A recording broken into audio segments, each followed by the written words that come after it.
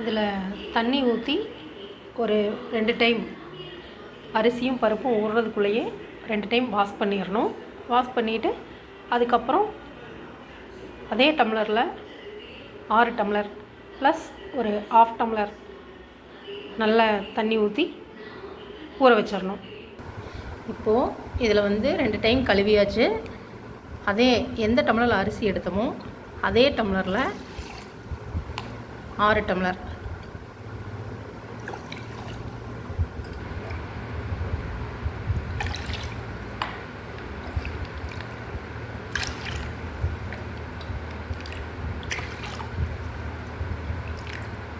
அஞ்சு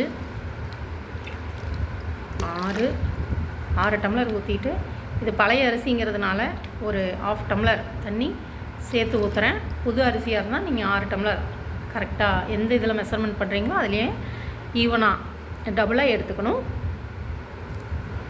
இப்போது இது ஒரு பக்கம் ஊறிட்டுருக்கட்டும். இதுக்கு தேவையான பொருட்கள் என்னென்னு பார்ப்போம். சின்ன வெங்காயம் 15, வர மிளகாய் 7 நம்பர்ஸ் எடுத்து கிள்ளி வச்சுருக்கு. இதில் இருக்கிற விதை உதுத்திட்டால் ரொம்ப நல்லது. பச்சை மிளகாய் யூஸ் பண்ணுறவங்க பச்சை மிளகாய் யூஸ் பண்ணலாம். ஆனால் அரிசி பருப்புக்கு வரமிளகாய் போட்டால் இன்னும் டேஸ்ட்டாக இருக்கும். பூண்டுப்பல், பெரிய பூண்டுப்பல் ஒரு 4, தேவையான கொத்தமல்லி தழை, கருவேப்பிலை லீஃபு, இதுக்கு முக்கியமான தக்காளி, ஒரு பெரிய சைஸ் தக்காளி 2 எடுத்திருக்கேன். அதை நீல வாக்கில் கட் பண்ணி வச்சுருக்கேன். இப்போ தாளித்து விடலாம். இப்போது குக்கர் வைக்கணும். அடுப்பில் குக்கர் வச்சு நல்லா காஞ்சதுக்கப்புறமா சுத்தமான மரச்செக்கில் ஆட்டின கடலை எண்ணெய், இது மரச்செக்கில் ஆட்டுறது சுத்தமான கடலை எண்ணெய் தான் இதுக்கு நான் இப்போ யூஸ் பண்ணுறேன். நல்லெண்ணெய் யூஸ் பண்ணாலும் நல்லாயிருக்கும். கடலை எண்ணெய், செக்கில் ஆட்டின கடலை எண்ணெய் இதில் விட நல்லாயிருக்கும். நல்லெண்ணெய் யூஸ் பண்ணுறவங்க நல்லெண்ணெய் யூஸ் பண்ணிக்கலாம். இப்போது இதில் ஒரு 100 மில்லி ஆயிலை இதில் நான் ஆட் பண்ணுறேன். இப்போது 100 மில்லி ஆயில் நம்ம இதில் ஆட் பண்ணியாச்சு. இப்போது இந்த எண்ணெய் நல்லா காயட்டும். காஞ்சிட்ருக்கும்போது காஞ்சதுக்கப்புறமா நம்ம கடுகு, சிறிதளவு கடுகு போட்டுக்கணும். போட்டுட்டு தண்ணியில் அலசி வச்சுருக்கிற கருவேப்பிலை லீஃபு, நம்ம எவ்வளவு உணவில் கருவேப்பிலை லீஃப் சேர்த்திக்கிறோமோ ஃப்ரெஷ்ஷானது, அது கண்ணுக்கு ரொம்ப நல்லது. இது நல்லா ஃப்ரை ஆயிரும். சுருண்டதுக்கப்புறமா கட் பண்ணி வச்சுருக்கிற சின்ன வெங்காயம், கட் பண்ணி வச்சுருக்கிற சின்ன வெங்காயத்தை அதில் போட்டணும். இதெல்லாம் போட வரைக்கும் கொஞ்சம் லோ ஃப்ளேமில் அடுப்பை வச்சுட்டு இதுக்குள்ளே கட் பண்ணி வச்சுருக்கிற அந்த 4 பல் பூண்டு போட்டணும். பூண்டை தட்டி போட்டால் அது ஒரு மாதிரி நசுன்னு ஆயிரும். இந்த மாதிரி சின்ன சின்னதாக பீஸாக தட்டி போட்டுடலாம். இப்போது லோ ஃப்ளேமில் வச்சுட்டு நல்லா இது பண்ணணும்.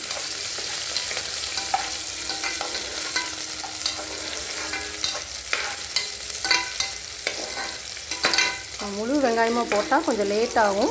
இப்போ நம்ம இதை கட் பண்ணி போட்டதுனால சீக்கிரமாக எண்ணெயில் வணங்கிடும். இந்த 2 தக்காளி கட் பண்ணி இருக்கிறத இது கூட ஆட் பண்ணுறோம். ஆட் பண்ணி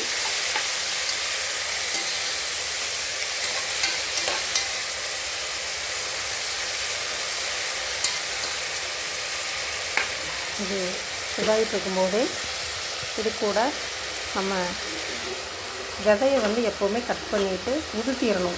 இந்த விதை அவ்வளோ சீக்கிரத்தில் செரிமானம் ஆகாது. அதனால் மேக்ஸிமம் இது காரமான மிளகாய், அதனால் விதையை நான் எப்போவுமே யூஸ் பண்ண மாட்டேன். அது ரொம்ப நல்லது.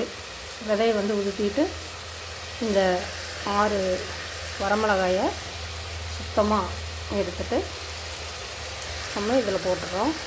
போட்டுட்டு இது ஃபஸ்ட்டே போட்டால் ஒரு மாதிரி கருகிற மாதிரி ஆயிரும். அதனால் நம்ம இதெல்லாம் போட்டதுக்கப்புறமா போட்டு ஒரு பிளான் எல்லாம் இதாகிற மாதிரி இது பண்ணிடணும். இப்போது இது கூட நம்ம இதெல்லாம் வந்து நாங்கள் அரைச்சி வச்சுருக்கிற மஞ்சத்தூள், கடையில் வாங்குறதில்ல, சுத்தமான மஞ்சத்தூள்.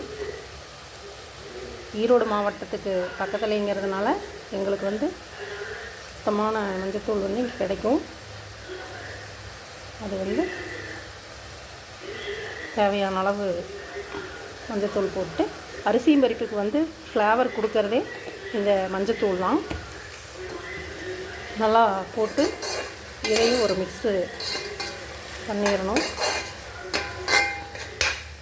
இன்ஸ்டண்ட்டாக வீட்டில் திடீர்னு யாராவது 2 பேர் 3 பேர் வந்துட்டாங்க, ரிலேஷன்ஸு, பருப்பு, சாம்பார், ரசம், பொரியல் இதெல்லாம் பண்ணிகிட்ருக்கிறதுக்கு அவசரமாக நம்ம இமீடியட்டாக வந்தவங்களுக்கு சமைச்சு போடுறதுக்கு எங்கள் ஊர் சைட்லலாம் இந்த மாதிரி அரிசியும் பருப்பு தான் செய்வோம்.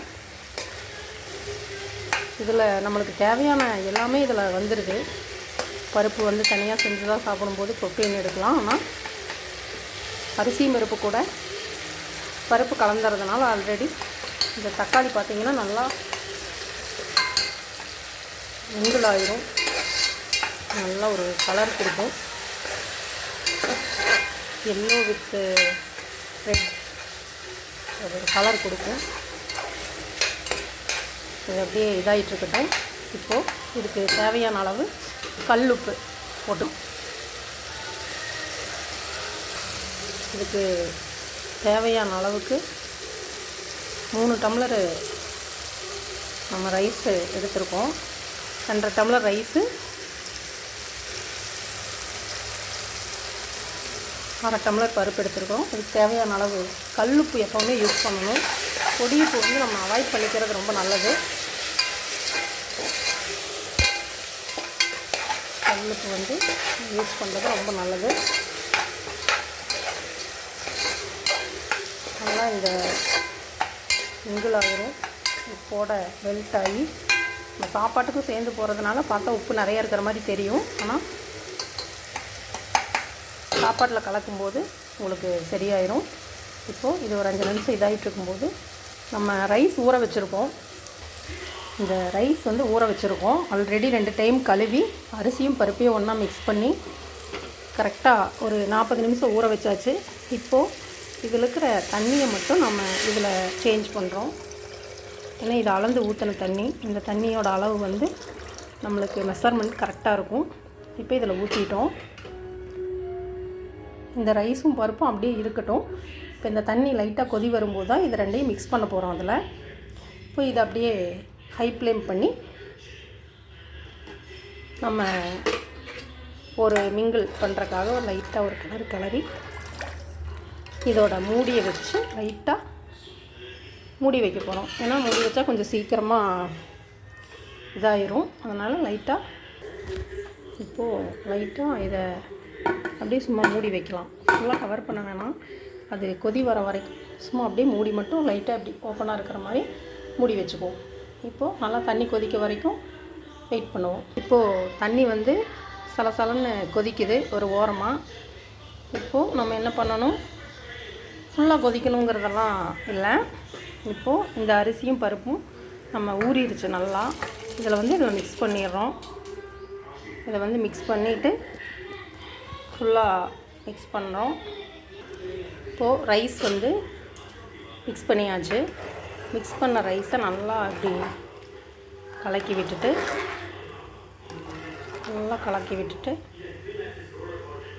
இப்போ இதுக்குள்ளே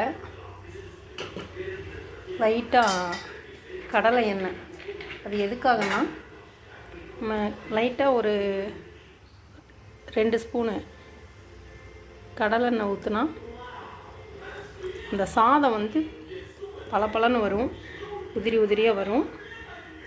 அதனால் வந்து இதுக்குள்ளே பச்சை கடலெண்ணெயை ஒரு இந்த கொதிக்கிற ஸ்டேஜில் அரிசி போட்ட உடனே ஒரு 2 ஸ்பூன் வர்ற மாதிரி ஊற்றி ஒரு கலக்கி, ஏன்னா நம்ம தாளிக்கும் போதே கம்மியாக தான் ஊற்றணும். இப்போ இதில் மிக்ஸ் பண்ணிடுறோம். இப்போ மிக்ஸ் பண்ணதுக்கப்புறமா இதுக்கு மேலே கழுவி வச்சுருக்கிற இந்த கொத்தமல்லி தழை தூவிடுறோம். இன்னொன்று பண்ணுவோம். எப்படின்னா கொஞ்சம் தேங்காய் இளநீர் பதத்திலிருந்து இளநீருக்கும் தேங்காய்க்கும் இடைப்பட்ட ஒரு ஸ்டேஜில் இருக்கிற தேங்காய் கிடைக்கும். இங்கெல்லாம் நிறையா இருக்கும்.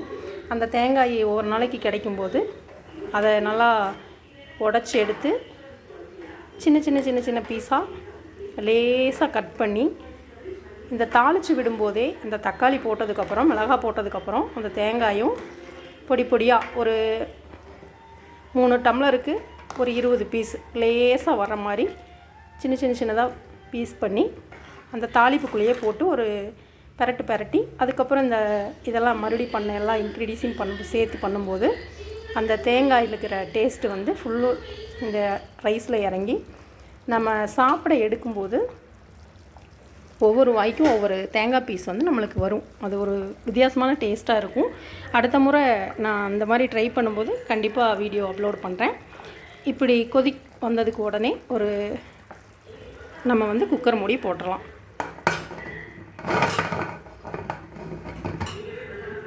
குக்கர் மூடியை போட்டுட்டு விசிலை வந்து போட்டு விட்டணும்.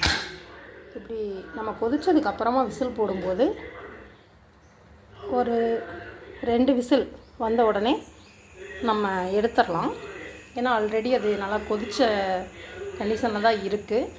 அதனால் ஒரு 2 விசில் ஃபுல் ஃப்ளேமில் வச்சு 2 விசில் வர மாதிரி வச்சிடலாம். இப்போ விசில் வந்ததுக்கப்புறம் நம்ம எடுத்து பார்க்கலாம். இப்போது விசில் வரப்போகுது.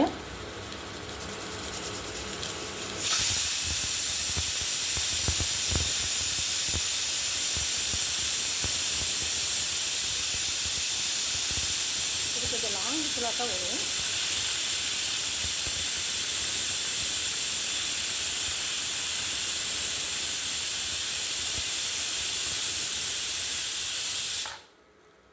ஒரு விசில் வந்துடுச்சு. இன்னும் ஒரு விசில் மட்டும் விடுவோம். இன்னொரு விசில் வந்துடுச்சு.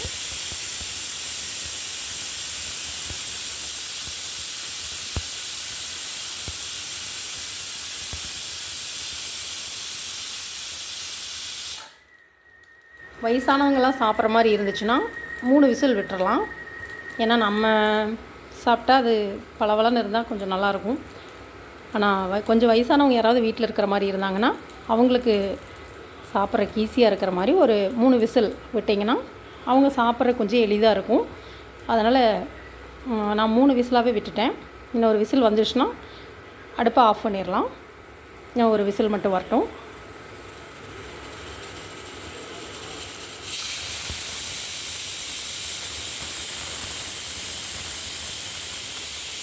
எங்கள் ஊரில் இந்த மாதிரி வீக்லி ஒன்ஸு அரிசி பருப்பு சாதம் செஞ்சு இரவு நேரத்தில் சாப்பிட்டுட்டு ஒரு 1 ஹவர் கழித்து ஒரு தேங்காய் பால் ஒன்று ரெடி பண்ணுவோம். தேங்காயை அரைச்சி அதுலேருந்து எடுத்த பாலை வச்சு அதில் ஜாதிக்காய் மற்றும் கருப்பட்டி பனங்கருப்பட்டி எங்கள் ஊரில் நிறைய கிடைக்கும். பனங்கருப்பட்டி கலந்து நாங்கள் வந்து இந்த தேங்காய் பாலை தயாரிப்போம்.